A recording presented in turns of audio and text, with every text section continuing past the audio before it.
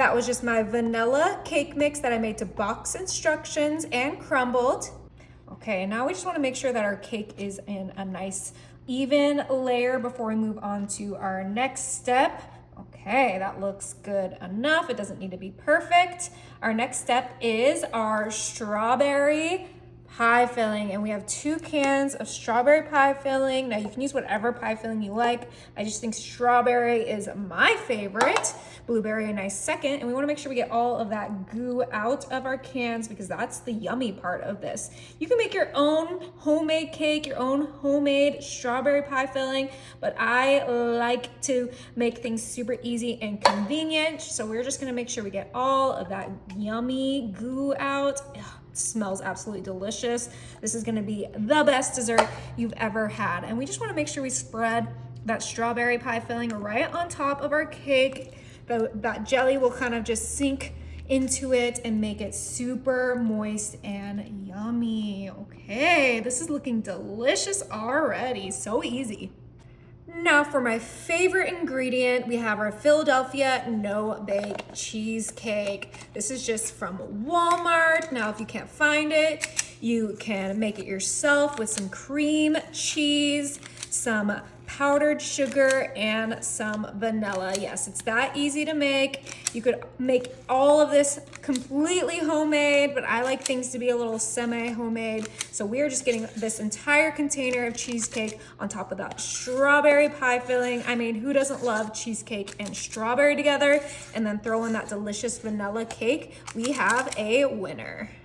Time to just spread that. It's okay if it gets a little intertwined with the strawberry pie filling, but we kind of just want a nice layer of that so that everyone gets their cheesecake in each bite. Oh, this is getting good.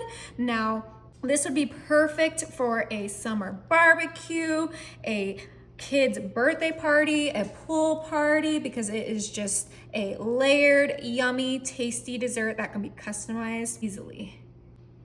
And I'm sure most of you guys could have guessed where we're going next. We have our 16 ounces of Cool Whip. I don't know if we're gonna use this whole entire thing, but I would rather have too much than too little. We're gonna start off with dollops of our Cool Whip so we can spread it. I don't really want this one to get mixed in with the pie filling or the cheesecake, so that's why I kind of got the big one so that we can ensure that we have a nice thick layer on top of all of those yummy ingredients. Now you can do a homemade whipped cream. I know some people don't like Cool Whip, but I never mind it. I've been eating it for 30 years now and nothing bad has happened yet.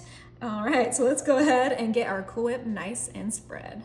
All right, that looks absolutely perfect. And you guys know we're not gonna finish this off without some toppers. So I have some fresh strawberries that we're gonna sink right into that Cool Whip. You could do some sprinkles, some nuts, but I just really love the freshness of some fruit. And we are gonna go ahead and just line up our strawberries right on top of our dessert so that we can get this ready. All right, we got our last strawberry on there, and now we're gonna pop this in the fridge so everything can chill for about 1 hour. All right, this is nice and chilled. Oh my gosh, do you see that? This is a monster. Obviously, you can make a smaller portion, but I think the more the better. Let's dig in. Make sure we get some of that cake. Ooh. Oh yeah. This is like a parfait or a trifle. See those layers? Oh, you could put this in a trifle dish and it would be absolutely stunning.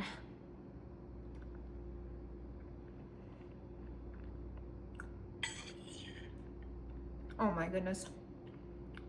This is gonna be my new favorite dessert. You've gotta try it.